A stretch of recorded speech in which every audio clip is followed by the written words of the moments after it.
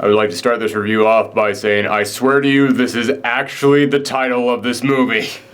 It's not just a horrible thing someone yelled out because like, fucking call it a thing, I don't know. There's actually a reason behind the name of this. Hey everybody, it's me, Aaron. I'm Michelle. Welcome back to week 2 of the Post Shriek Out reaction, our 31 days of horror movie reviews. And this is still part of our first theme week, and the theme for this week was the B Squad. It was those horror movie figures that they've got fans, people know them, they are names. If you are in the horror business, you are aware of them, you know they exist, and they did have something of a franchise. There was more than one film. Our dog is sneezing below me, in case you were wondering what that was. But they never quite cracked into, like, the A game. They never really got that much time in the spotlight outside of, like, the cult fans that they have. And this is one of those films that, this is the first time that you saw it. Yes. I've seen it before. And I remember the first time that I saw it, I didn't think it was necessarily good, but I was like, yeah, it's enjoyable enough. I found this to be incredibly boring this time around. But when the movie was over with, you said you liked it. And I was genuinely shocked by that. So I'm going to be very interested to hear what you have to say about this. Because we also saw this like 5-6 days ago, so your opinions might have changed by then. But yeah, I'd be very interested to hear what you thought. So this movie is about this photographer. He's living in New York, and he is trying to create this story, or follow this story, about these homeless people who are going missing down in the subway tunnels. And it is also following, oh God, what is his name? Daniel, he was one of the Wet Bandits. Marv, he was Marv from the Wet Bandits. We'll just call him Marv. That's how I know him. So. Yes. So anyway, he is the owner of the soup kitchen, and he feeds the homeless people, and a lot of homeless people who come and visit him have suddenly started to go missing, so it's basically following the two of them as they try and investigate this. And what's happening is that there's a company that is dumping toxic waste down in the sewers, and that is causing these homeless people to mutate into monsters, which they refer to as C.H.U.Ds. Cannibalistic humanoid underground dwellers. There is a reason that they were called this, and I don't know if the term, because I don't know exactly what this means or what it's supposed to apply to, but I do know that it is a derogatory term, so I apologize to everybody out there, but I was like, I don't know what's a derogatory term for. I think it might just be like a generic, like, insult kind of name. Maybe. And I'm wondering what came first, this movie or the term being used in the larger, grander scale of things. But I will say this for the movie, right off the bat. I think the C.H.U.Ds are actually very well designed. I actually think they are genuinely creepy monsters.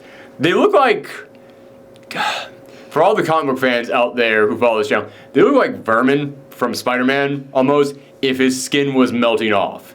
Like, they look like they're part rat, almost, because they've got, like, the big glowing eyes, and they kind of like, got, like, pointy ears, but they also look like vampiric, like, with really big, like slimy vampires.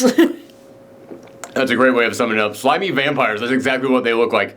And a little, like, dash of the Tar Man from Return of the Living Dead. Like, just a little bit of dash of that thrown in there. Yeah, I do like their design. I do like this concept, and I will admit part of the reason why I like this concept is because this is one of the only monster movies set in New York that isn't like a kaiju.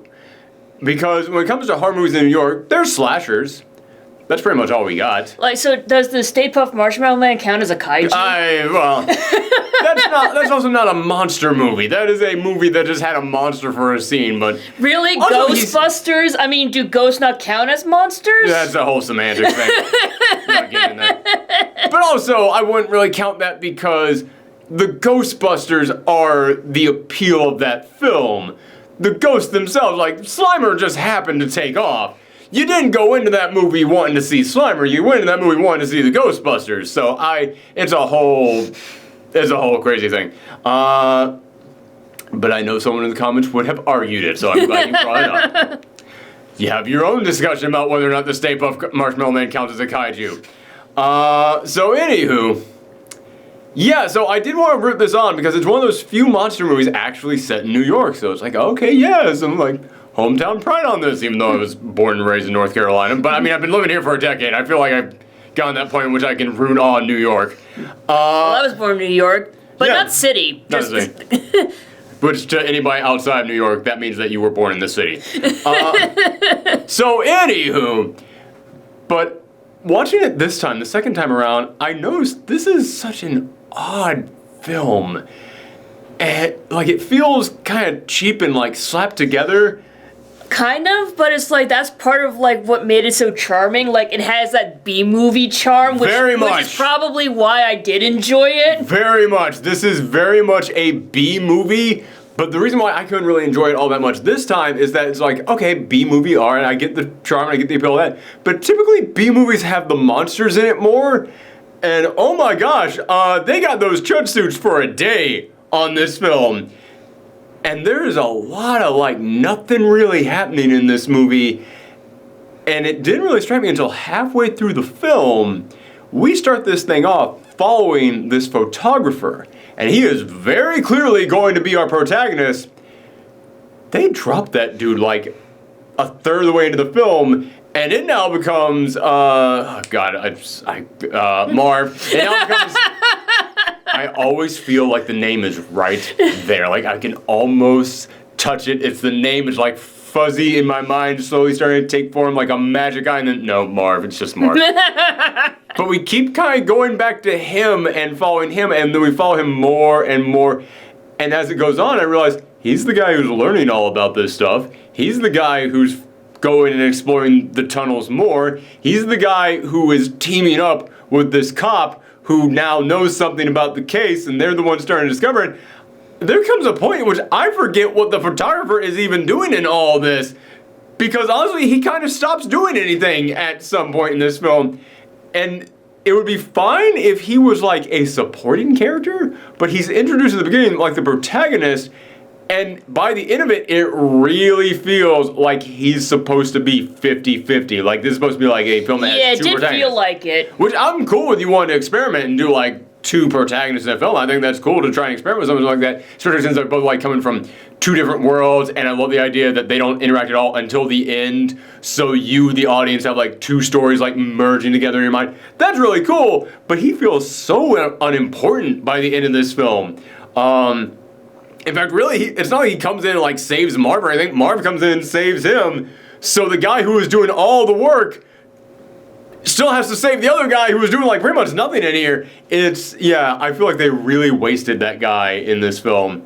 But I don't know, he does have like some nice moments in there, although he is a little too egomaniacal for me, I guess. Because there's a moment in which his wife is a model, and she's going out on a shoot, and she needs him to be there for that shoot. And he is stopping the entire thing to just complain about, I should be doing bigger and greater things. And I was like, oh, fuck off, man. This is your wife's job. Like, talk about this shit when you get home. Talk about your dreams. Talk about the things that you want to do, the bigger important things. But when you are at her job, and this is important to her, fuck off with that, man. Yeah, it made me really hate this guy early on.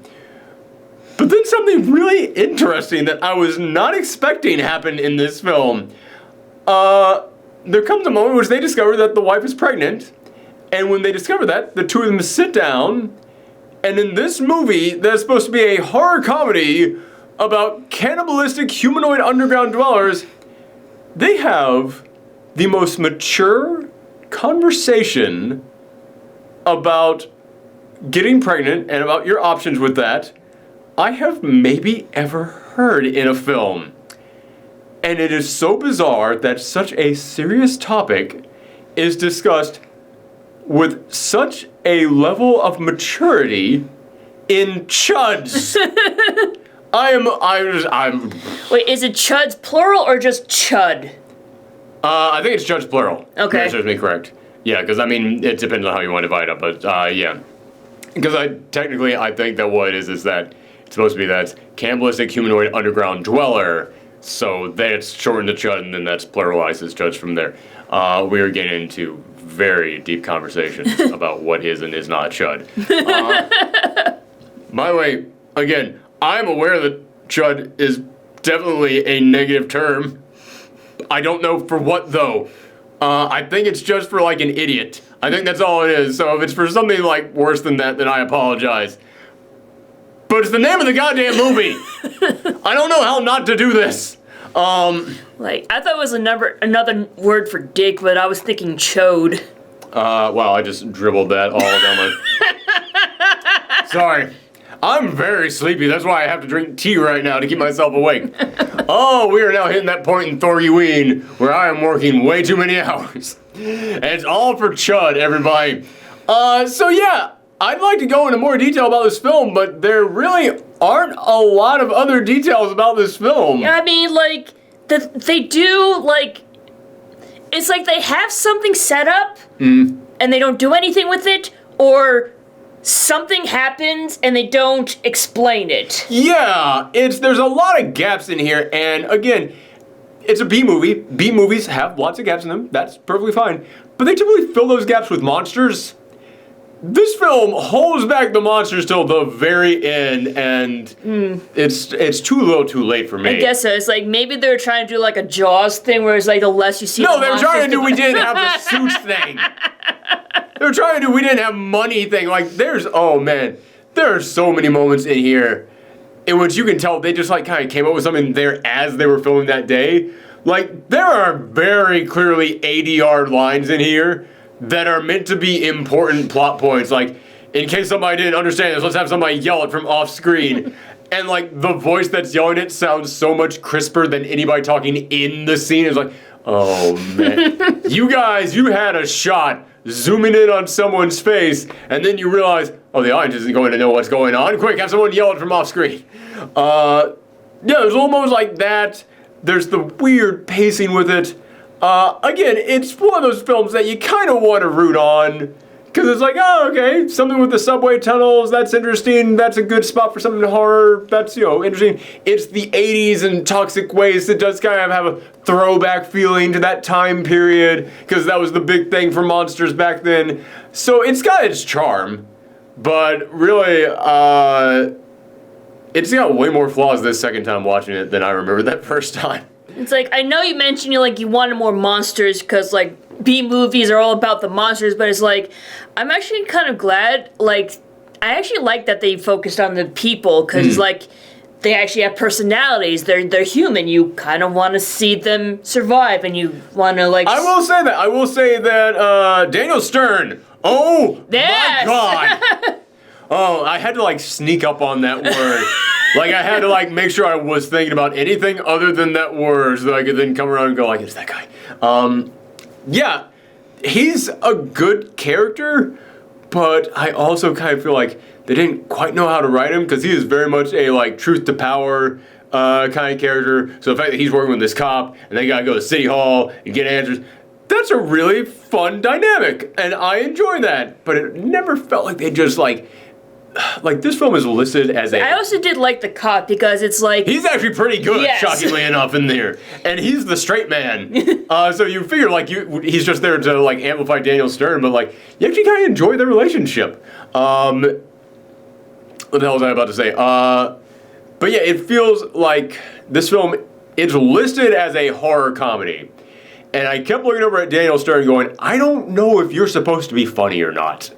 And I feel like they just were like right in that spot where it's like, okay, well, you're funny enough to kind of, maybe this is supposed to be comedy-ish, I guess. I don't know. It's like he was entertaining. I didn't really find anything he did funny. Yeah, it's like he's entertaining. But it's like, I guess this movie isn't like scary enough to be considered a straight up horror movie, so they kind of had to add comedy in there. I guess, yeah. As a subgenre, I don't know. That's why John Goodman comes in and tells a couple jokes here at the end.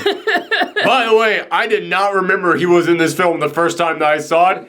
I was trying to figure out Daniel Stern's name while I was watching this film. Took out my phone, looked it up, and then one of the first people that pops up on IMDb is John Goodman as Cop in Diner. I was like, I'm sorry, what? And I was watching the whole film like, because this is before Roseanne, which is the first thing that I remember him from.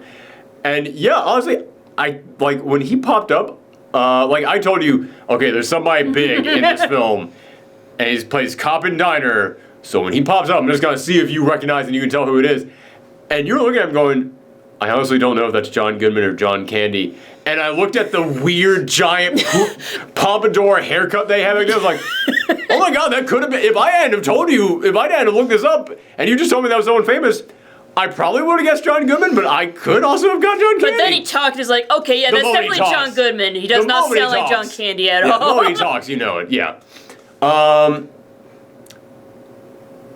yeah, this film, it's interesting, and it's kind of just, I use the term mixed bag, but I typically apply that to like when there are different emotions or feelings in something or different tones to something.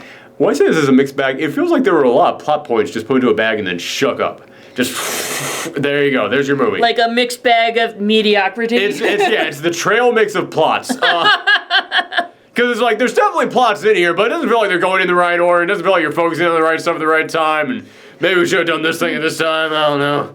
It's like you're trying to search for like the candies, but you always keep finding the peanuts. See, monsters. Oh, the photographer. Oh. Yeah, it's not a bad film. I still like, despite the fact that I did not enjoy it as much this time around as I enjoyed it the first time, I still would not say it's a bad film. But man, I think there are now better B films you could watch. But then again, I'm watching the second time, you're watching the first time. You're walking away from it more of where I was the first time that I watched this. And probably if I watched it a second time later on, I might have the same feelings that you have right now. But in all honesty, the name of this film alone lets you know this is not a repeat viewing. This is, you watch it once and you're good. And I think that's what it is. If you've never seen this film, it's on Amazon Prime, go for it. If you've never seen this film, you're good. I mean, if you already have seen this film, you're good. It's like, keep those memories in your mind. You're not going to improve them by going back to it. We should like just make a list of all the movies you just need to see once and that's it. Be a long ass list. We're also going to talk about a couple more than this week. That's just B movies. Like, you see it once and you're good. Oh yeah, if you guys did not see our review of Phantasm last night, oh boy, sometimes you never really can go home again, because I remember really enjoying Phantasm, and I hated that thing the second time I watched it. But anywho, thank you guys very much for tuning in. We have 5 more days of the B Squad week. I don't want to call it B movie, because B movie is a totally different thing. I'm just calling it the B Squad, because it's those guys who, you can tell they want to be A. Never quite made it. They're the, not runner-ups. They're the guys on the bleachers. That's what they are. They're the guys on the bleachers. They're the bench warmers. They're the bench warmers. That's what they are. You got Freddie and Jason out there fighting over the ball. And then over there in the corner at point guard is Michael Myers. And then over there on the bleachers, you got Maniac Cop and the tall man and Chuds. That's what you got. But yeah, thank you guys very much. And I just told you what we're reviewing tomorrow. So come back for that film. Happy Halloween, everybody. Bye.